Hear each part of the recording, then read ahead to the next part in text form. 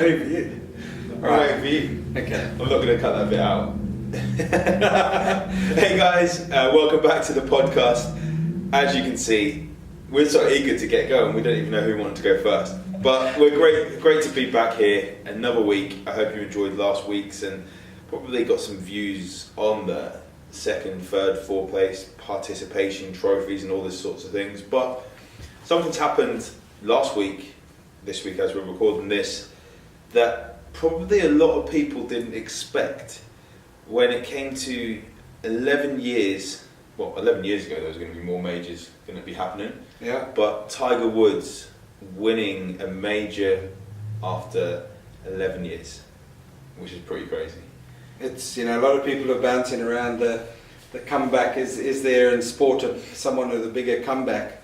And it's really interesting if you follow golf, you can harp on about the play and Tiger Woods and the state of golf and the competition and Jack Nicklaus and all sorts, but in the breakdown afterwards, I kind of think there's a lot which people the lessons learned from Tiger Woods' story and his journey. If people stop and think about it, could get a lot of personal stuff out of it, because it's really a personal story. It's not actually about the golf. It's the highs and lows of life. Oh yeah, and the reality of life. I think a lot of people, the celebrity status, sports status, we put these people on pedestals, and then the media breaks them down and then builds them back up. But I think when you break down the personal story for him and then the achievement and coming back and the surgeries, I think it's a phenomenal story, and there's lessons we can learn from it. Yeah, I think the first one is persistency and not quitting. He probably had a few times where he was actually going to quit, seriously going to quit. Yeah. And he's had a lot of things, because it's not all been positive, the things that have been thrown at him, and the things he's done some things which he's not going to be proud of, which he probably doesn't want to tell the grandchildren, but he's got no choice. It's going to be in the media and all sorts. Well, but isn't that yeah. life? I mean, the reality of it is that he is a human being, and I always say to people, we all have the same needs and wants. We need everything, but what drives us? And for me, being a golfer and loving golf, there's no other person in my life from a golfing perspective that I've seen who epitomises the absolute optimum performance and achievement in golf. He is the greatest golfer I've ever seen in my life and in my generation. But it just shows the human side of it. You still need a vision, you still need to drive, you still need to practice, you still need a mentor, you still need coaching, you still need a support team. You need a team. When you break it down, Tiger Woods' story down the line will be turned into the business 101, the personal growth 101. The Tiger Woods story will be used as a template, because it's got all elements of it. I think what's great about it is you can relate it to health, as you said, the 101 for business, the 101 for health. For me, and I've done a video on Facebook on Monday about it, where we give up because we don't get the quick fix a lot of the times. No, People do this, we're sold the quick fix. And Tiger Woods could quite easily have stepped back and said, with millions. I'm broken. I can't perform at that level. I've had surgery after surgery. I've got all these other business interests. I'm not going to achieve the goal or the dream of breaking Jack Nicklaus's record, but I stand here complete and satisfied with it. He could quite easily have taken that role, and no one would have really gone against it. Despite the personal issues, from a purely health perspective and a golf swing and the demands of golf, physically he could quite easily at some stage. And I'm sure he got to a stage where it's the darkest hours and said, you know what, I'm done. Yeah. I'm broken. He's had to, redefine how he plays golf, how he approaches it. But what is interesting with that is that he can't do that alone. So yes, there's perseverance, there's a vision, there's a determination. But you can have determination and vision, but just not be able to get there without also the right support team. So Tiger Woods is a great supporter of chiropractic. He has his own chiropractor. He's always had chiropractic, but he needed surgery as well. He needed 4 surgeries. People forget he's also had knee surgery in the past. He's had 2 or 3 different swing changes. it's a phenomenal story. So he has perseverance and vision, but he needs the team. He still needs a mentor. He still needs a coach. He still needs And I think that's key here. We live in a world where it seems kind of frowned upon, especially for us guys. It's getting more and more. It's getting more open now and more common for guys to ask for help. But we see so many people just not asking for help. Yeah. And they don't believe that to succeed in what seems to be an individual sport with golf, what on the outside it seems to be individual. Yeah, it is hugely individual. It's actually a team sport. Yeah. Just like Formula One is, just like tennis is, where he's got his caddy, he's got his agent, he's got his chiro, he's probably got another physio as well, massage, he's got coaches all around him, and even at 43, isn't he? Yeah. At 43, where people usually see sportsmen start to decline. I know golf is a little bit different, but when we look at things like testosterone, when we look at recovery, how we're impacted by stress, he could have easily given up and just accepted it. Yeah, I think it must go back to, for him, it'd be great to spend some time with him, not the PR Tiger Woods, just the quiet Tiger Woods, and sit and go, what's your purpose? What's your vision? What drives you? Because compared to everyone else, where you perceive of what we perceive and what we need, he doesn't need the money. No. He doesn't really need the PR. He doesn't need the accolades. He doesn't need another trophy. But there's something within him still. And at one stage, it was always suggested that his drive may have come from his father and the roots of you will be the greatest. But now, to come back, to have all those injuries, and at one stage not really being able to even turn and get up without pain, to get to the point to get through all that, you have to have a drive. You have to have, and that for me would be the really interesting of what is his drive? What is he trying to achieve? Is it just about the majors? And then getting that goal, or at one stage, as he said on his interviews after his victory, of a couple of years ago, he didn't think he would play golf again. Mm-hmm. So it's great to see him get the accolades, but you have to have a vision or a drive or a motivation to get through that, to do the rehab and to get fit enough, even just to be able to swing a club and hit a ball. And I bet as well, this drive he's got, and in the world we're in, it seems hard not to do things for other people, to impress other people. Yeah. And I was just talking about that, how a lot of people will live in a 5-bedroom house, and to pay for that house they have to work a job they don't like when they only actually use 3 rooms in it. Yeah, and a lot of people are chasing the society's perceived dream. And exactly, and they go to work in a job they don't like. But to come back from the lowest of lows for Tiger, to do that, that can't be, in my mind, a goal for impressing other people. No, he's beyond and that. You look at how he celebrated. He was pumped when he was celebrating there. What I his son liked, was there, his wife is... What I noticed, because I kind of watched pretty much it all. Yeah, I just watched the end, accidentally. And I clocked, as a golfer, in the second round, I saw Tiger Woods and went, he's in the zone, he is at peace, he's just in his place. So he knows that course in the back of his hand. So if anywhere he was going to win sooner rather than later in a major, it's probably there. But you had this kind of, he was in the zone, as sportsmen know, is that just like everything was easy. It was not. He was a bit more tense towards the last round, but his swing was slow. He was just in flow. He was in his moment.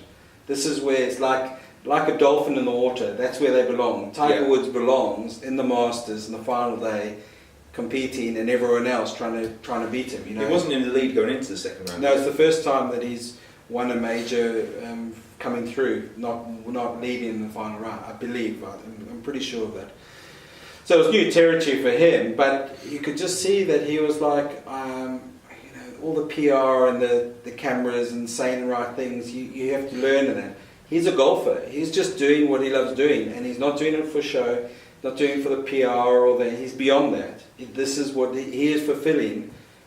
His maybe path. That 11 years, that decade and a bit, was actually needed to grow, because he came into the sport young. Yeah, and also what's interesting is that in interviews that he's a far more approachable character now. He's has a little bit more of a human side. Now, I'm always a bit tongue-in-cheek of how much is PR spin and this is the angle I want to do, but I do generally see that he's got a calmer, more presentable side, whereas at one stage it was more that he was off, off the radar. You couldn't get to him, you couldn't ask him personal questions. Well, I think now, I don't think he's got much personal stuff to hide. Well, no. Yeah, when he's had it all put out there. It's being put through. I mean, so I think it's an amazing thing, but I do think even the non-golfer can appreciate and knows a bit of, how big your status are when people outside of your sport or career, whatever, at least knows who you're talking about. I think there's huge lessons that if anyone is facing a challenge or, life is dealing you a hard blow, I think, look at the Tiger Woods story. I mean, I think it's very inspirational, and I'm sure down the line there will be that the book or the lessons of Tiger Woods, or someone will create that, because it ticks everything when you then go through all the mind coaching and all the physical coaching and the rehab. I mean, he ticks, if you break it down, for him to get back to, he was competing against guys 20, 25 years younger than him. Guys who started, a couple of guys there were like 3 years old when Tiger won his last major at the Masters in his 20 years. They had grown up not fearing Tiger Woods because they never played against him, because by the time they became world number one and all sorts, Tiger Woods was injured. So they had no idea. It's like, Tiger Woods, I don't fear him because I've never come up against him. Well, now they suddenly have a different now viewpoint. changes, doesn't it? So if you were to put one lesson out from the lessons you've learned from following Tiger Woods through his career. Now, I can't really say it because I know Tiger Woods. I know he's been a great golfer, and he's always been a great golfer. Then he's been through trials and tribulations, and now he's a great golfer at the top of his game again. What would you say your lesson is?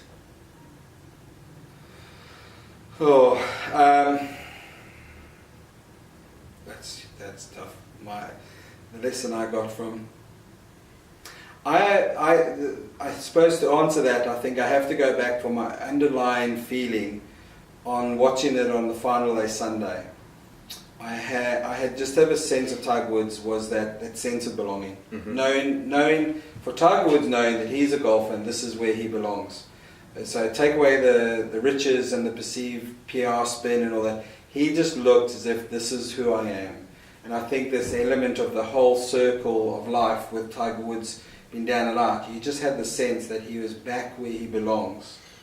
Now, whether that's winning it or just being competitive, but he just had the sense that he was back. So I think kind of knowing who you are, knowing where you belong and being comfortable with who you are is probably the big thing. You could break down to the, as you say, the perseverance and the support, and those are all the tools, but I think you've got to start off with an idea of who you are, the vision, and what you're about. He's not now competing for the accolades, he's competing for fulfilling his vision and his goal that he sees for himself. So he's just being himself. He's a golfer, he could go and do other things, but he's not a course designer, he just put his name to it. He is a golfer, and I just had the sense that he was back where he knows he belongs. So I think the big thing that I take away is the fact that, and I talk about with clients as well, where I was in shape 10 years ago, I was in shape 15 years ago, I was in shape 5 years ago. What worked then isn't going to work now necessarily. He's had to adapt. He's had to change. He's got older and he's had to change the way he plays. He's had to change his training routine, his recovery routine, and it's changed as a media facing the media. Everything has to change to where he is now. If not, what worked 11 years ago when he last won, and 20 years ago when he last won there, isn't going to work now. Well, and also he is a very much he's changed the face of golf, not by his achievements, but also by people following him. He is very much a leader. Now, some may argue necessarily on a personal level, but from a golfing perspective, he is, because he was one of the first who ever went and trained as an athlete to play golf. Golfers used to play golf. They just hit balls and you play golf better. He was the first one who went into the gym to be fit and improve golf. Him and then Vijay Singh followed very quickly. Now all those top guys go into the gym. He was one of the few ones who had come off the course and go to the driving range and practice after a game. First, second round, he was then practicing because he could always still improve something. He was the one who would go to the gym before the round to warm up and be flexible and have all the support team in and then play. But there was also no one knew what his team was. No one declared who his coach was. It was all he saw that, and now everyone else follows it. So now that becomes standard. And I think his rise back to the top will also inspire people to say, this is what you need to do to change your swing, to adapt, because he's just as good a golfer now as far as success goes to what he was. But he's a different golfer, he's a different physique, he hits the ball in a different way, and so he's adapted. So adaptability, I think, is huge. Yeah. So consistency and adaptability is key. Yeah. To progressing wherever you are in life. Yeah, and support team and learning and developing, and he's always still trying to improve. So he may well be arguably the best at his job, but he's never stagnant. So a lot to be learned, but the same applied for any businessman, any other sports. But I think Tiger Woods at the moment is flavour of the moment to look at and look at the story, and there's a huge amount we can all learn from it. Yeah. So guys, thank you for joining us. This one is a little bit different to what we've normally been talking about on the podcast, but I believe it relates massively when you actually think about what has been achieved by such a great athlete. Yeah.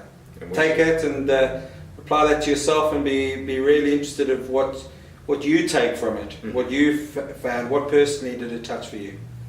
Okay? Enjoy it, be a Tiger, and we'll catch you next week. Take care. See you then. Bye.